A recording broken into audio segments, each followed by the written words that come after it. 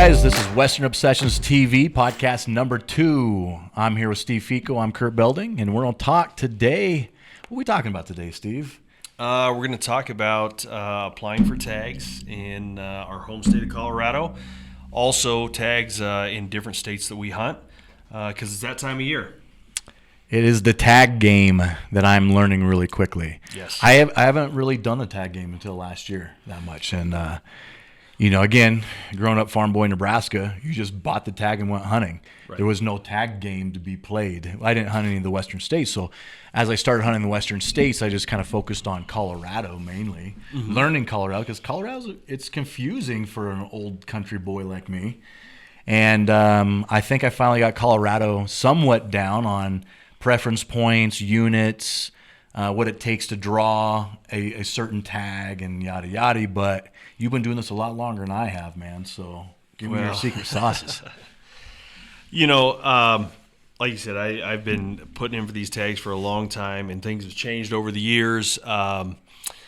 Years ago, there's units that you could draw pretty much as a second and a third choice kind of thing while you were building up points that now take all your points to draw them, and sometimes it's 2 points, sometimes it's 5 points. So the game has changed a bunch, and I know a lot of that is from maybe herd management, the biologists doing their herd counts for the winter range elk and deer and stuff, and they decide to fluctuate the tags slightly, and that puts a lot of into it. But also it's the number and amount of people these days that are getting involved in hunting, which is fantastic. We invite everybody to get out there and get in the outdoors and hunt, right? That's right, just not in my spots. Yeah, it's not in our spots.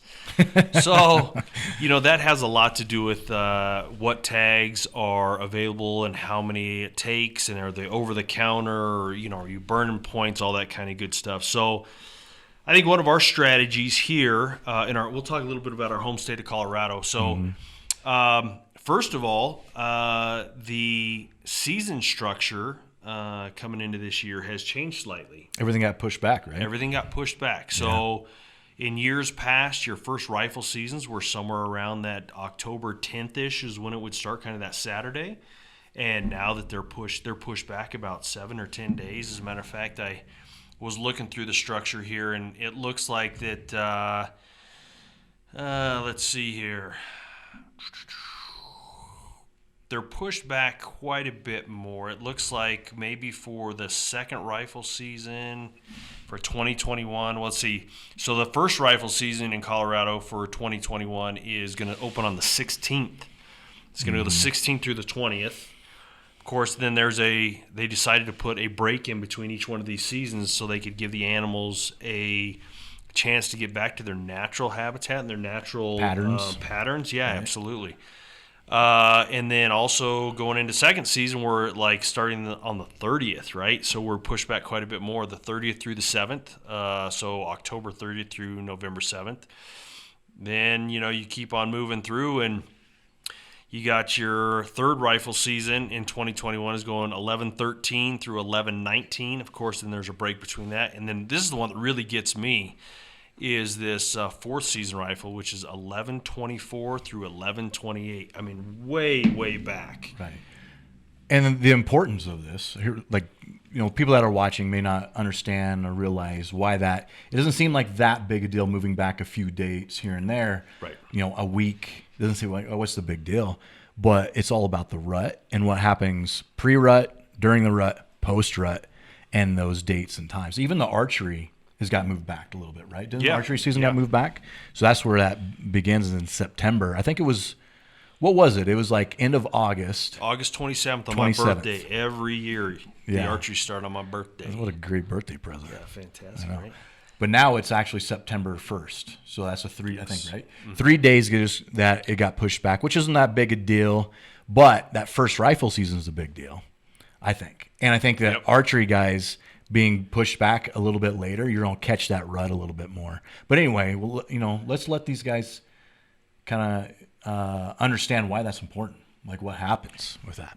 Well, I think just a natural evolution of the animals themselves, plus the, I don't know if you want to call it climate change or whatever you want to call it, has changed so much over the years. Because I remember as a kid, in the wintertime, God, it was snow. I mean, we had so much snow as a kid, and it was cold from like, into November until, going into March. We got these huge snows, and there was snow all the time, and it doesn't seem like it's that way anymore. Well, of course, that affects the animals and their patterns and rutting behaviors and all that. It's been a lot warmer. Yeah, a lot warmer, absolutely, because and like you said, going into the rutting side of things, especially for elk, those first rifle season hunters, they get a lot of bugling action still going on in that first part of October, which is great for the rifle hunters, right? I mean, it's absolutely fantastic because they're easier to locate and things like that. But it also, in turn, those rifle hunters get to harvest probably more animals because they're more vocal and easier to find. So I think there's a whole big formula that came into play when they came to, moving these seasons back. But I think a lot of it is the weather itself. I think a lot of it is the way things have changed with the rutting behavior and in the breeding patterns, and then also the wintering patterns. So those are kind of the dates that they've come up with for the next 4 years, I believe it is. I think it's a 4 or 5 year structure. So that's kind of where they're going to sit. For the next few years. Are those dates. Yeah. So let's talk about, that's, the dates of the seasons changing and how that affects hunters, and how that affects the animal, and the breaks between the seasons. I don't know if the animals go back to a more natural pattern or not, but it's kind of, it's a good idea. It's a good thought. Sure. Even though if they don't, it's a good thought to have, right? But let's also look at, because I talk to a lot of out-of-state guys that don't quite understand our point system, and how do you build a point? What is that about? Units that are over the counter, units that are draw. What's happening with the points in Colorado, and maybe even point creep, which is we can talk about point creep too. So how do we gain a point here in Colorado? So in Colorado is slightly different than some of the other states where you can just buy a point. In Colorado, you cannot buy a point. You actually have to apply for the draw, and you have an option in that draw that you can apply for a point at that point, but you have to actually be entered into the draw. Your first choice can be for a point, a preference point, and you're going to be awarded that preference point. The second way you get a point is if you are unsuccessful in your draw, you are awarded a preference point. The catch to this whole thing is that you have to mark on your application that you want to be awarded a preference point and not a refund, because what will happen is Colorado will let you enter the draw. And if you do not mark either a first choice preference point, and you actually put in for a unit for a deer, elk, antelope, whatever it may be, and you do not mark you want a preference point, you'll get a refund for your money, and you will not get a preference point. And now let's clarify, because it's changed, and I don't know if it's changed for the good or that. I like it because it helps my pocketbook, but you don't have to pay the price of a tag entering that draw, like the $600 or whatever it is for out of state, correct? Yeah. Up front. So what happens is there is an amount that is set by the state to enter the draw, and then once the draw is over, and if you are unsuccessful or whatnot, you are refunded money back, or a portion of that money. Is kind of how it works in Colorado. Right, and I think it's for in-state guys is like $50. For that to enter the draw, correct. Enter the draw, right. Which in other states are, you have to pay, whatever the price of that actual tag is, which could be $600-700. And if you're not successful, then you get that money back after that. Well, you're out of that money for months, 6 months. Yeah, it could sometimes, be. yeah. So if you're applying for other states, you could be spending, $2,000-$4,000 applying for tags, and you're out of that money until it comes back. So I like that about Colorado, that you don't have to pay that much money up front. But on the flip side of that, that's why we have more applicants, I think, also.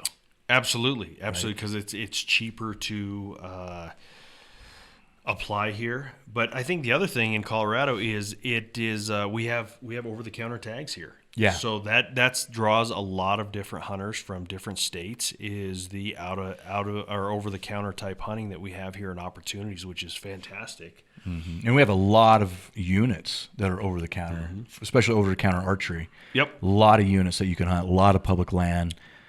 which is super attractive, especially for out-of-state hunters. Yep, I think it's absolutely. great. Now, I know the southern part of the state, they kind of started putting some restrictions on some of those over-the-counter units from archery all the way through the last rifle season. And my understanding was the reason they did that was because they had so many complaints coming in from the hunters that there was just too many hunters in these particular areas that were over-the-counter, and it was basically guys walking around with their bow for 5, 10, 15 days and not seeing any animals because they're just so overwhelmed with hunters. Hey, man, I've been there. Taking a hike with your bow on a pumpkin patch. Oh, This yeah. is what it is. I guess with your bow, you're not seeing orange, but, just taking a hike, watching hunters. I will tell you, though, man, I will tell you, I hunt some units that are very, very overpopulated with hunters, and we do very well. It's just you got to find them. You got to find those pressure pockets. Yep, you got to find them little honey holes where they go into. Yep, absolutely. Yeah. Mm-hmm. All right, so points. What does that mean? So if you don't, either you can buy a preference point. If you're unsuccessful in drawing the tag, you can get a preference point. Yep.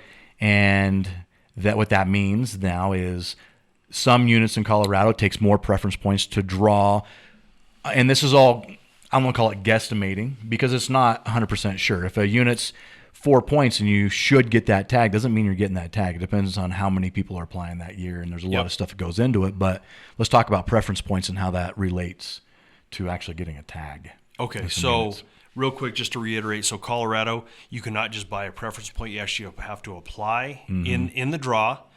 You either check that you want a preference point for your first choice, or if you were unsuccessful in drawing your actual tag, you have to mark that you want a preference point, and that'll help you out get it. So anyway, so preference point themselves, basically it's just giving you basically one up in the game. So what I mean by that is, let's say that I am applying for a elk tag, a particular unit that takes 5 preference points, okay? Mm-hmm. Should take 5 preference points. And there's a whole mathematical equation with how many hunters hunted last year and how many points they had that the Division of Wildlife comes up with, and they figure out basically what they think that unit will take to draw a tag. So if I'm applying for a bull tag and it takes 5 points, I basically put in for that unit, or I build preference points until I get close to that number. And sometimes maybe at 4 points you put in for it, and maybe you draw because some other people who had more points didn't put in for that, and you draw it. But it is very unlikely that if a unit is estimated to take 5 points, that you will draw that tag with less than 5 points. So basically what happens is you put in your unsuccessful, or you mark a preference point each year for 4 or 5 years, and then you put in for that unit. Most likely you are going to draw that particular unit. Now, we have units here in Colorado that take 0 preference points, and we have some that take, well, there's a unit that my mother-in-law has been putting in for 23 years. And eventually we will get that tag. But it seems like every year we think we're going to get that tag. It just seems like that we miss it by 1 point, or someone who had more points puts in for that unit, and unfortunately we don't get it. But we're going to get it, and it's going to make a fantastic show when we do. Now, why does some units take more points than other units? Well, there's a couple reasons. Either one, it's being managed for trophy quality animals. Okay. Or 2, it's because the population is so low that they want more people to apply for, or more points to apply for that tag, because there's not as many animals in that. Less tags given out. Mm-hmm. Less tags, yeah. Mainly it's because of trophy quality. You think so? Yes. Yep. Okay. I absolutely do. Because it depends on who you talk to. It's either, oh, no, there's not as many animals in that unit, or it's because they're grooming for trophy animals. So it just depends. Yeah, my opinion is through the state of Colorado, which trophy units are out there, whether it's a unit 61 or a 201 or a 10, those trophy units, they take so many points because of the amount of animals, because there's a ton, and the trophy quality that they're trying to manage it for. Managing for trophy, yeah. Cool. All right, what's our strategy? What do we do? All right. You want to know? Here's what my strategy is. Steve, what do I do? Hey, you're applying for this and this. Cool. All right, let's do it. Well, long ago I realized that if I wanted to hunt particular areas, particular units throughout the state of Colorado, that I had to figure out a way to get those tags. Okay, so sometimes hunting those units, I'm doing it with a different weapon. Okay, a different method of take. Right, so hypothetically let's say that there was a unit out there that was unit 6,000. Okay, and in unit 6,000, maybe it takes me 3 points for a rifle tag because there's a good quality animals. I like the area, whatever it may be. But then maybe it takes only 1 for an archery tag. Okay, so what I would possibly do is get my strategy together, and what I would do is I would probably either apply for an archery tag and hunt it with archery equipment, or what I would do is I would put in for a preference point my first choice, so I get that preference point, and then my second choice I would try to draw that unit with an archery tag if that's feasible, or I will just hunt somewhere else, and then once I get enough points to either hunt rifle or archery, whatever I choose to do, I would put back in that next year. So our strategy here at Western Obsessions is to continue to hunt good quality animals that have a lot of maturity under them, and then also good quality units that I've hunted for several years, and I know them like the back of my hand, and I know we can be successful, knock on wood, let's hope. So we basically go into the season and looking and say, okay, what is Kurt wanting to do this year? If Kurt wants to hunt archery, okay, let's look for one of our units that we want to hunt, or that Kurt wants to hunt archery. How many tags or how many points is it going to take? Can he draw it with 1 point? Can he draw it with no points? Okay, maybe he can or can't. Well, we put a strategy together that says, all right, well, I know you want to hunt this unit, but unfortunately you're not going to be able to draw it this year because you don't have enough points. So let's go to our plan B, which is maybe a backup unit, and maybe that backup unit is an over-the-counter archery or even a second season or third season rifle tag, which are over-the-counter. What we would do then is put Kurt in for a point for the archery tag that he wants. We would go hunt this other unit, which we have a relatively high success rate at, and then with an over-the-counter tag, and then that following year we would circle back around and we would get him his archery tag. Now let me ask you a question. So in that scenario, we know we wouldn't have enough points to hunt that unit with an archery tag. Yes. Would you rather put in just for a point, or would you rather put your first choice as that unit with your second choice being your backup unit? Okay, so that's a really good question. So basically, I start whenever I do any of my research on these units, I basically start with what is the estimated points it's going to take to draw that tag. Okay, if there is a unit that takes more points than I have, I would generally put in for a point first because I want to be guaranteed that point so that I can draw that tag. Now, if the Division of Wildlife is saying that this particular archery unit is going to take 1 point to draw, or has in the past historically been 1 point to draw, I may go ahead and put in, even with if I had no points for that archery tag, because that's not saying I'm not going to make it. What it's saying is that in the past, when people put in for this tag, they generally draw it with 1 point, but if the number of 1 point applicants has went down so low applying for that tag, if that makes sense, you may draw that with no points. They may start pulling for 0 Correct. points. Yeah. So the flip side to that is if Kurt's archery unit is going to take 3 points historically and he has 0 points, I'm probably not going to put in for that 3-point unit with no points because there's really no chance of drawing that. So I want to be guaranteed that I get my point. So I put in for a point first, and then my second choice would be another unit, whether it be over the counter, maybe a 0-point unit to draw, 1 point unit to draw. Try that for a second choice. Yeah, I think that's good. Now, okay, let me flip this up a little bit because I have questions. I'm sure there's other questions out there. Let's say that I have 3 points. Okay. There's a unit that takes 4 points to draw. Okay. I put that unit as my first choice, but my next unit for my second choice should take 3 points to draw. Does that affect my second choice at all that I put the unit first? So no. So once your first choice is pulled out of the hat by the Division of Wildlife and they say, nope, you're not going to draw this, your second choice comes up and it takes 3 points, whatever it may be, you're awarded that. All right, interesting. Well, all right, so that's Colorado. That's our strategy of Colorado. But if you want to hunt a lot, you can't just hunt one state. You have to Correct. hunt multiple states. Correct. Right. You can hunt each species in one state if you're lucky and if you pull those tags. By the way, growing up in a state that I can hunt deer every year, I get a little bit frustrated with Colorado that I can't hunt deer every year in Colorado. Mm-hmm. But we'll talk about that another time. Other states that we hunt in, Arizona, Wyoming, New Mexico. We haven't done anything in Montana. You haven't done much in Montana, right? Montana's another state that does over-the-counter tags. Mm-hmm. So let's talk about other states. What's our top 3 states that we hunt? So our top 3 states are we talking mule deer? What are we talking? Whitetail? Let's go with elk. Okay, so elk. So let's talk elk. So, of course, you have your magic states. You have your Arizona. Of course, we always apply for Arizona. We always apply for Idaho. We always apply for New Mexico. We also apply Kansas. Colorado, Wyoming. So we're kind of spread out on this whole western half here.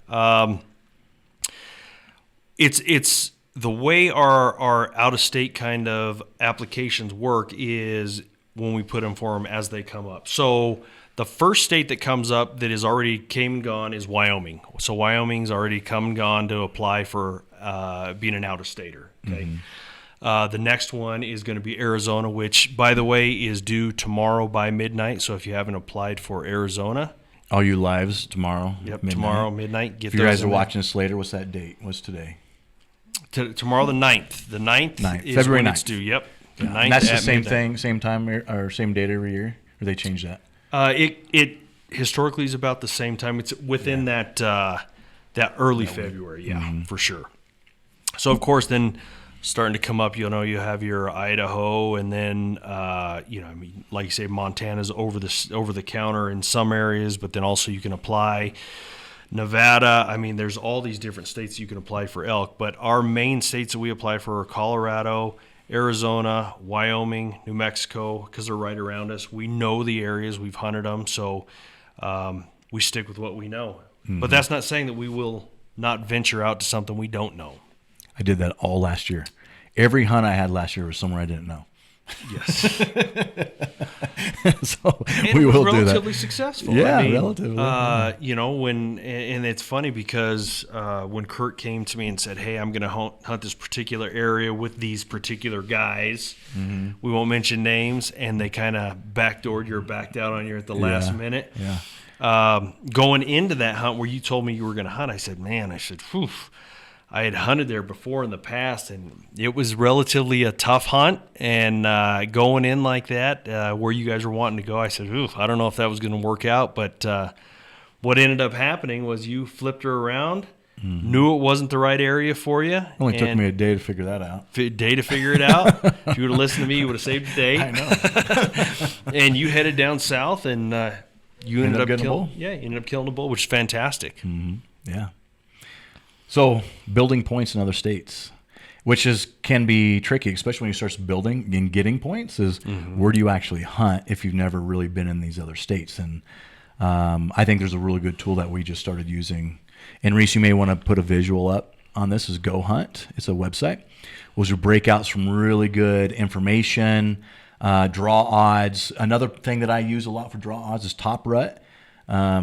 I go to that, and that shows historical draw odds. I don't think it's as detailed and has as much information as Go Hunt, which will do the same thing. So the Go Hunt website's great, and we just started using it. It'll give you topical, it'll give you photo of the areas, gives you draw odds, estimated trophy sizes, population, buck to doe ratios. It's really good. Yeah. So that helps when you're going into a state that you're not sure of or not sure what area to go into. You can start eliminating and going through where to hunt. So I need to back up for 1 second because I think I confused myself on one thing here. I believe, and I'm working through these different states with point systems and stuff. I believe Colorado, if you do not get your first choice, mm-hmm. they do not take your points for your second choice. That would have been a big one. Yep, that would have been a big one. Yeah. Yes. Okay. So if you put a first choice in, yes, and you have a backup plan, If they take your second choice, you don't lose your preference points. That's correct. Yeah, Right, and I think that I misspoke and said that they do, but that's actually Wyoming is one of those states that it doesn't matter which one that they choose. If you get a tag. And also Arizona. If you get a tag, no matter second, third, fourth choice, they take all your points. But in Colorado, your first choice, they take your points. Your second, third, fourth choice, they do not take your points. Yeah, good. So sorry about that. I had too many things going. I got too many states we're trying to apply for, and I'm thinking through everything. You got too many newbies trying to figure out how many points I got over here. You know, the other thing I've ran into in this tag selection thing is not remembering what states I applied points for and logins to the websites. Yeah, it's been a little frustrating. It was like, oh crap, I don't know what points I have out there, and I think I have something in this state, and I go to log in, I don't remember my logins, and I have to create a whole new profile. Well, and speaking of that, one key thing on Arizona, since it's due, is 4 or 6 weeks ago, Arizona should have sent you a email to the email that you had listed in their system, and it basically said, we're doing an upgrade on our system. Mm-hmm. You're going to have to log in and redo your username and your password. If you have not done that and you try to do this at the last minute, you are going to be so frustrated and it's not going to work and you're going to miss out on this year's draw. That explains a lot. So try to find that email. Mm-hmm. Log in, change all that kind of your username and your password, and if you can at that point, call the Arizona Game and Fish, and they will be able to help you out. But you only have a day and a half left to get that done.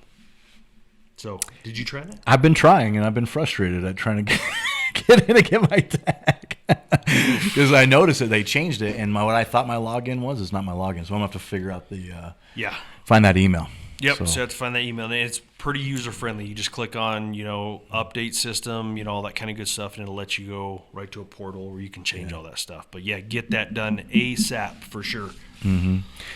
One other question I got, and something we could talk about, is kids and preference points. So one thing that I'm realizing is, hey, to get these really good tags, I'm just starting out. I have a point here and there and – a point in this state, point in that state. It's going to take me sometimes 10 years to really draw a really good tag in a state. Right. Shoot, I'm going to be 51 years old. Not saying I can't still hunt, but I don't want to wait 10 years. One thing I've seen you do is get your kids into hunting, start applying for points early. And when that kid is now 15 years old, they may have 10 points built up and you're hunting that good unit. At what age can you start getting points for your kids? So it depends state to state, right? Again, I would encourage everybody when you are going to apply for any state that you make sure you go through all of their regulations. Each state either has it online or a hard copy where they'll be able to either point you to the right direction or give you the information you need. Mm-hmm. And if that's just not working for you, you're having trouble doing that, you can always give them a phone call. And they have what's called hunt planners. They have customer service reps. All these people know these regulations like the back of their hands, and they can tell you. So Colorado is one of those things that you can apply for, I believe. Now, of course, we're talking to a whole bunch of different states here because, like in Arizona, you can do it like before they're 10 years old. I think it may be even 6. You can start building points. They can't get a tag, but you can start building points. I believe Colorado, they have to be 12 years old or at 12 years old at the time of the draw. You can put in for the first preference points. Or make you think that I'm an expert or a professional of any sort. So I don't want to give you any bad information. So anytime I have any questions, I just go right to the booklet or the pamphlet and I look it up. What'd you do with Vinny and your kids? So Vinny and Gabby, Gabby will be able to be eligible for a tag this year in Colorado. She'll be 12. And that means she's eligible for preference points. She's also eligible for preference points because she'll be 12. Mm-hmm. She already has her hunter safety. And kids can get their hunter safety And there's really not an age limit in Colorado. As long as they can read and write and understand whatever that kid's stage in development in knowledge is, if they can work through the regulations and understand them, they can take the hunter safety course. Mm-hmm. And so my daughter took hers at 6, and my son took his. He was 2 years older, so he was 8, and they really worked with us. At some point, we were able to kind of help read through the questions with the kids, so that worked out really good. But the kids had to understand it, and then they had to answer the questions on themselves. So get that hunter safety prior to applying, because a lot of states you have to, Have to or have I it. think all states you actually have to have them, don't you? Have to have a hunter safety? You do, and there's some states do something really cool where if it's a first-time hunter, a youth hunter, for their first hunt, they don't have to have a hunter safety as long as they're going with someone that does, which is I think is really cool and a great way to get young kids into hunting. Yeah. You could take them on a turkey hunt. Like I took Bella on a whitetail hunt in Oklahoma. She didn't either have her hunter safety done yet, but you can only do that one time, and now she's got to get her hunter safety to be able to do it. You know, so that's really cool. A lot of states do that. And I think Colorado does that too. That is super cool. Yeah. You know, back to my kids and building points, I've been putting my kids in for Arizona preference points for several years. Even though they weren't eligible to hunt, we were able to build those points. You know, of course, my son, the way we're working him right now is we're hunting because of his hockey schedule and games that time of year. We're hunting basically a second season over-the-counter unit. So we're building in preference points on that first choice. So he's sitting on a bunch of points. So once he decides or schedules change and we can hunt a first season rifle tag, we'll burn those points. But yeah, the kids out in Kansas, we're building points with them. I mean, just trying to build those points so you give those kids a really good chance at a mature animal by building those points and hunting a good unit. Yeah, and I'm going to be selfish and say I get to go hunt with mature animals with my kid. That's right. That's right. Just because hey, I'll tell you what, I enjoy hunting with my kids, whether I'm actually squeezing the trigger or letting the arrow fly more than anything. I like doing that anymore with anybody. As long as I can go along and participate and be there, I mean, that's really what matters. Yeah, I don't care about squeezing the trigger or letting the arrow fly, man. I just want to be along in the adventure. Yeah. It's just so much fun. It Especially is. when you take someone that's has never harvested their first animal. Like I took my cousin this year on that whitetail hunt. Oh, that was awesome. Man, that was awesome. He was jacked, wasn't he? He was jacked. Ooh, he was jacked. That's great. It was awesome. It was a good hunt. It was a lot of fun. Yeah, first timers are great, and then just building that confidence as kids kind of learn, and you teach them along the way, or anybody, even a first time hunter. That's really what it's all about. Yeah, and I'm actually I mean, we're getting off topic a little bit, but let's just run with it. I want to take first time hunters out, and I'm getting a lot of friends or friends of friends that, hey, would you take me hunting? I want to get into it. And I want to say yes to everyone. Sure. But at the same time, I know that I have to get in I have to get in quality hunts myself for the show. Yep. So has to be some kind of balance. Like maybe I can take one or two, but I can't take everybody that wants to. Yeah, And I want to though, man, you know?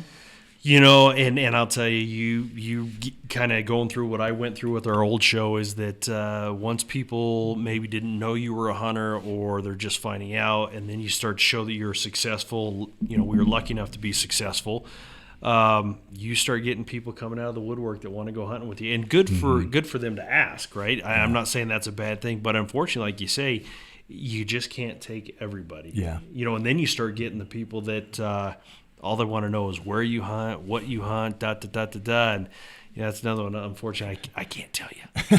I can't tell you. Yeah. So my alternative to that has been, hey, I can't go out with you. I can't take you out, but I'll teach you. I'll teach you how to shoot the bow, shoot a rifle. I'll teach you what I know about scouting an area. Show me an area. I'll tell you where I would hunt in that area.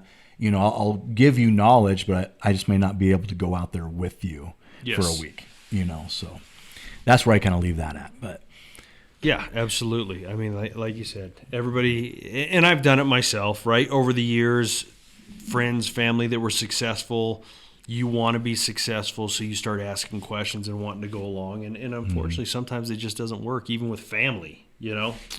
So. Yep.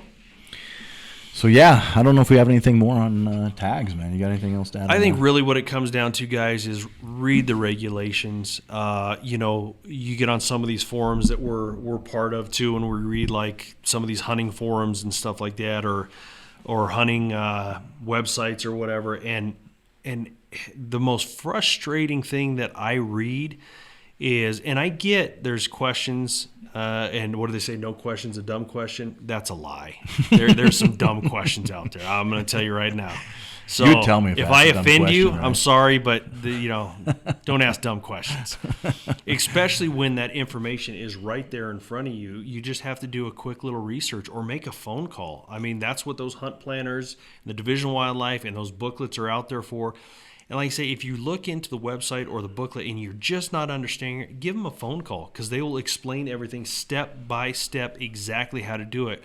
But man, you get on these forums and it's, does anybody know when such and such happens? Does anybody know how to apply for tags? Does anybody know? And it's like, geez, guys, it's right there in front of you, you know? Just look it up. Yeah, just people being lazy, and I get it. Like, hey, I'm just going to throw this out in the forum. Someone answer my question so I don't have to dig through and read a bunch of stuff. And they may not understand and realize that there's a lot of good information out there for you, but you just got to go look. Yep. You know, that's it. Like, you see me, man, I'm researching all the time how to do things better, even with the company or filming or hunting or whatever. I'm always researching. I'm always looking. So if you're out there, before you start throwing things out on a forum, go do some research. If you just can't find it, cool, ask for help. But I'm going to ask those dumb questions and sometimes. It helps if you are going to ask something on a forum by saying, preface like, hey, I looked into this, but I'm just not understanding it. Does anybody know? That helps a bunch, because what you'll get is you'll get blasted by all these other guys being like, read the regulations, you know, stop asking dumb questions. Like I say, if you really don't know, ask for help, but just put a little effort into it. Just try to research it at least. Yeah. And some good tools, like you said, the brochure. Every state has their regulations and brochures that come out. Ton of good information. Go Hunt's a great spot. Top Rut, I use Onyx. Even Google Earth, just the map, just looking at an area is great to see where water is at, and et cetera. So there's a lot of good tools out there for you guys to hunt or to use for hunting. Oh, absolutely. And we use pretty much everything that you just described. Everything. You know, Onyx maps, the whole works. And it's funny because before these other tools were out there, it was just a map, you know, reading the old topo maps. And then Google Earth came out and started using Google Earth, and that was awesome. And then you had Onyx, and now you have Go Hunt, and all these cool apps that are out there that really will help you be successful. Yeah. You just have to kind of do a little research on how to figure them out, and pretty much. And then put your boots on the ground. That's huge for us. Just get out in the area. You know, do all your research you can do through those avenues, but then you actually got to get boots on the ground and go look at the area. And you know, I get a lot of people hitting me up about first-time hunters. Hey, I'm brand new to the sport. Where do I go? Where do I look? All that kind of stuff. What I will tell you is that whenever you choose a particular area or unit, do some research with your apps, whether it's Go Hunt or Onyx or whatever it may be. Do some Google Earth stuff, and then you're just going to have to go put your boots on the ground in the summertime. I mean, what better way to go out and scout? Well, you're getting exercise, it's warm, take the family, the dog, whatever, go hike around and check things out. Yeah. And the most probably asked question that I get is, well, you know, where do I find elk? Where do I find deer? And it's that standard answer. Get away from the roads, get away from the people, get back in there, know your terrain, and just go out there and really research it. Yep. Get out there and scout it. That's it, man. You got to put in the time and energy. That's it. Yep. So, hey, Ian, I'm going to check on any questions that have come through, anything burning desires have needed to be answered. If not, we may wrap up. There's one person that I don't think they speak much English. They asked, what are you talking about? Talk about hunting. We're talking about hunting here in the United States or Colorado or other states. But all right, cool. Well, got anything to leave these folks with, Steve? I think really what it comes down to, guys, is just reaching out to the tools that we talked about, looking into it, seeing what you can come up with, and like I say, reach out to the Game and Fish or Division of Wildlife in your state. Ask questions, find out if they have a hunt planner. The hunt planners are fantastic. They're people that kind of know the units, know the areas, and they're maybe not going to give you the exact spot to go hunt, but they're going to give you a general area, and they're going to give you a general area off of the biologist, what he's seeing, the winter migrations, the numbers, all that kind of stuff. And another good resource is talking to the game warden in that area. And also the biologist. I mean, that's their job as the biologist, is to give information out because they're doing all the research, the scientific research. Now, one thing I will preface is that they're busy, and they may not get back to you right away. So you may have to continue to reach out to them to get information or have questions answered.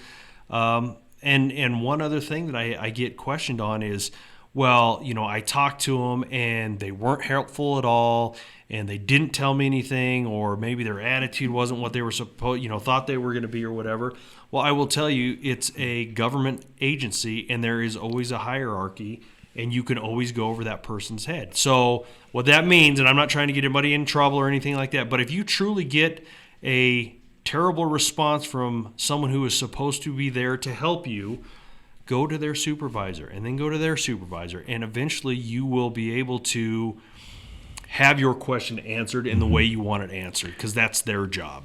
And I'm saying that because I come from a government agency, and that's what I do, and that's what people do in our situations. They don't like their answer, or one of our people are not being the way they should with them, or they feel like it, they go to a supervisor. That's what a supervisor's job's for. So don't give up on them, and keep pestering them until you get your answer answered. Well, I tell you what, to that, I've never had a bad experience calling any kind of game and parks or game and fish in any state, or game warden or biologist. Every time I've done it, I've always got it. And sometimes it takes a few phone calls to get a hold of somebody, but I've always got a really good response, and they've always been really nice guys. So I've had a couple bad experiences. That was the reason I brought that up there. And I actually ended up going to a supervisor to talk to them and ask the question.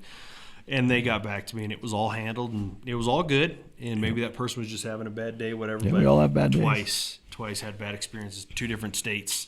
All right, guys, I think we're going to wrap this up. This is Western Obsessions podcast number 2 in the books. Mm-hmm. Thanks for watching. Hopefully we answer some questions you may have. And again, like we were talking about, it's not bad to ask questions to your local buddies and local groups. Just make sure you do some research before you do it, I think, right? Absolutely, because you're not going to get your answer answered anyway if you don't. Right. Because people see right through that. So we appreciate you guys being here. Thanks a lot, and hopefully we've answered some questions for you, kind of told you how we do it here. But ultimately, it really comes down to just researching and figuring out when the deadlines are for the state to apply, how to apply, ask questions, use the hunt planners. Use every resource out there, and you will get your questions answered, and hopefully you will get your tags and be successful in your next hunt. That's right. And just like anything else, the more you do it, the better you get. Absolutely. So thanks for watching, guys. This is number 2, Western Obsessions podcast with me and Steve. Yep. Take care, and God bless. Make it a great day.